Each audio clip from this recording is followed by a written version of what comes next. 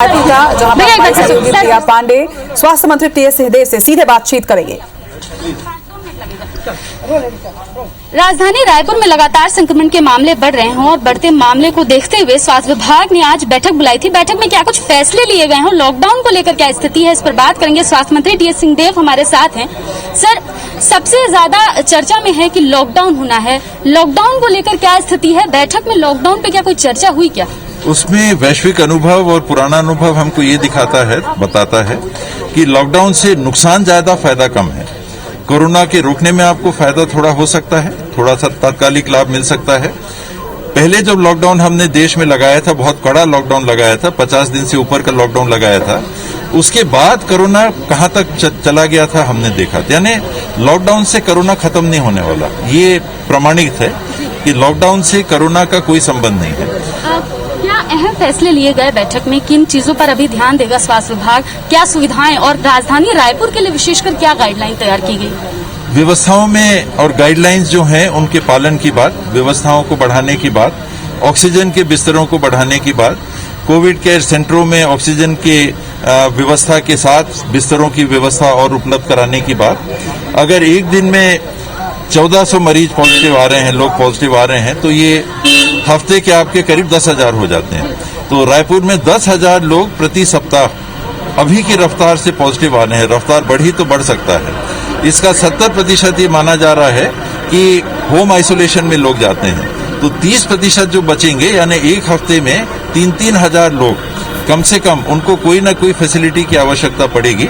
तो Covid care centre को ज्यादा बढ़ाना और ये व्यवस्था बनाना कि जिनका काम कोविड केयर सेंटर में हो जाता है वो आईसीयू में न रखे जाए, वो दूसरी एडवांस फैसिलिटी में न रखे जाए।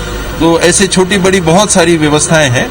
जो मरीज घरों में है, होम आइसोलेशन में है, उनसे कैसे संपर्क लगातार साधा जा सकता है, ताकि ये स्थिति ना आए कि एकदम से ये बात हो कि ऑक्सीजन कम हो गया, लेवल कम हो गया, तब वो अस्पताल गंभीर हालत में आ रहे हैं। कई जिलों में टेस्टिंग किट की कमी है। दुर्ग जिले के कलेक्टर ने बाकी जिलों के कलेक्टरों से भी मदद मांगी और कई जिलों में ये स्थिति है।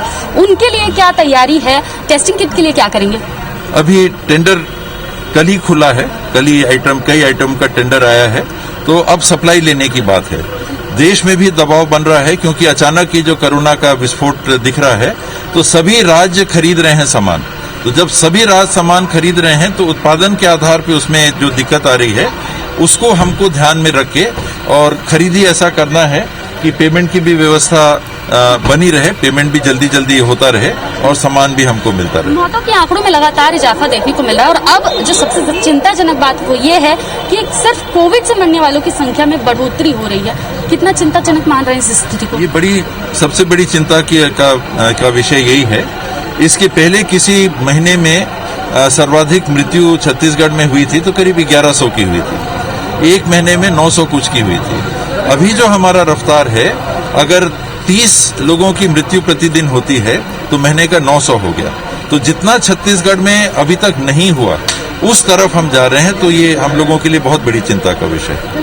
स्वास्थ्य मंत्री टीएस सिंहदेव हमारे साथ थे, जिन्होंने बताया कि इस वक्त राजधानी रायपुर में बेडों की सुविधा, आईसीयू बेडों की सुविधा और कोविड केयर सेंटर्स की सुविधा बढ़ाने की लेकर बात हुई है। लॉकडाउन को लेकर अभी कोई बात नहीं हुई और हालांकि लॉकडाउन को कोई विकल्प के तौर पर रखा भी नहीं जा रहा है।